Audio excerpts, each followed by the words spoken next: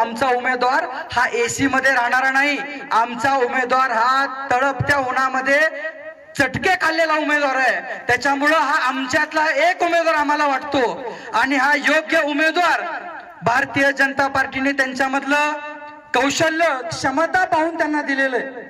जीवनातल्या प्रत्येक गोष्टींमध्ये मोदी साहेब आनंद वाटण्याचं काम करतायत.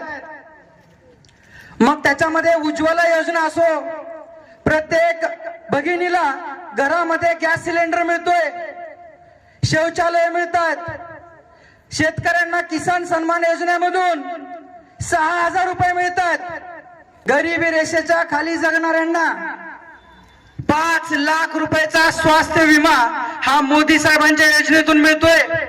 आणि त्याहूनही पलीकडे भारत ज्या गतीने विकास करतोय त्या विकासाला आपल्या महाराष्ट्र सरकारने देखील स्वतःला जोडून घेतलेलं आहे. तेवढ्याच वेगाने महाराष्ट्र सुद्धा विकास करतोय.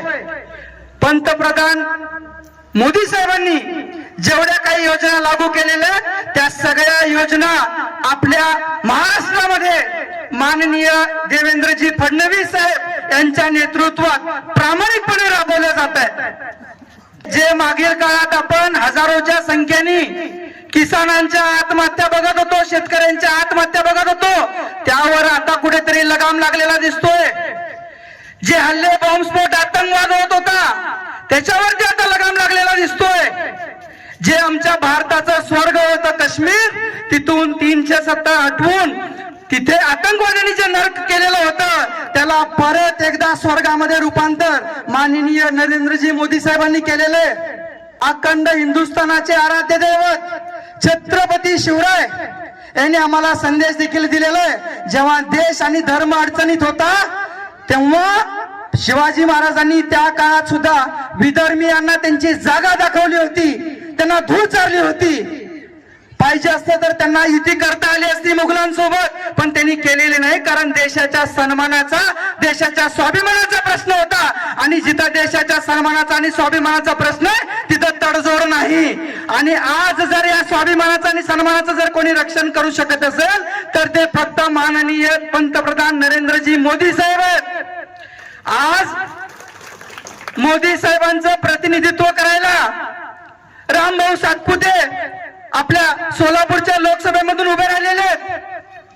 त्यांना दिलं जाणारं एक एक मत जे आहे हे माननीय सचिन दादांना पडणार आहे, हे माननीय देवेंद्रजी फडणवीस साहेबांना पडणार आहे, माननीय नरेंद्रजी मोदी साहेबांना पडणार आहे. प्रभू श्रीरामांच्या आदर्शांवरती चालणारे व्यक्तिमत्व, जे या भारत मातेला जननी आणि या भारताला जन्मभूमी हे सर्वस्व समजून काम करणारे नरेंद्रजी मोदी साहेब, आज यांची अत्यंत गरज आज आपल्या भारत देशाला आहे. कारण सर्वात आम्हाला महत्वाचं जर कुठली गोष्ट वाटते तर आमचं संरक्षण आहे. आणि आम्हाला जर कोणी संरक्षण देऊ शकत असेल तर ते फक्त नरेंद्रजी मोदी साहेब आहेत. म्हणून आज आपल्या सोलापूर जिल्ह्यात शांतता आहे, म्हणून महाराष्ट्रात शांतता आहे, म्हणून भारत देशात शांतता आहे.